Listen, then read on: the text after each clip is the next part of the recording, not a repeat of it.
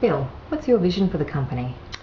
My vision for Maja is to be the leading provider of accommodation in Australia for people affected by disabilities, both through the NGO sector, through governments and through personal taste in what they'd like to do as far as their accommodation goes.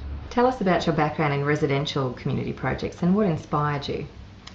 Where I first became interested in providing accommodation for the disability sector was through my work in normal residential development. I found a lot of older people and people affected by disability were looking at that accommodation as an alternative to currently what was out in the marketplace.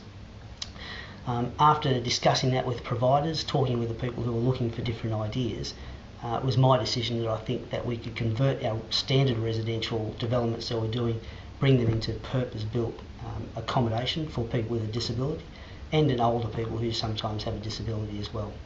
Can you tell us about your experience working with a not-for-profit disability services provider?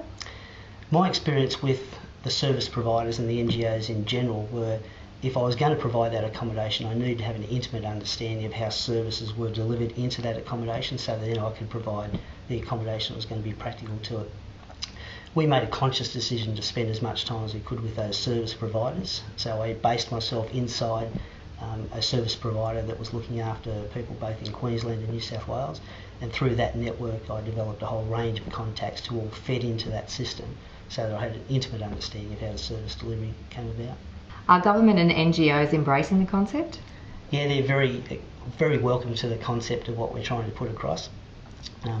Unlike a lot of other property developers that have approached them in the past, being a total property service delivery aspect is really useful to them. They can see the benefits in their own management of their business, but most importantly I think they see, as well as the residents do, a direct outcome into a better built house, purpose-built housing for people affected by disability, and the correlation between residents having a much better life. How will the Maja Group model ultimately benefit the residents? The largest benefit that I can bring to the Maja profile is choice, give them the qualities in accommodation that we all require and bring that into the system that just doesn't currently exist at all. So Bill, now you're the Director of Business Development for Maja. How has the company evolved your initial concept?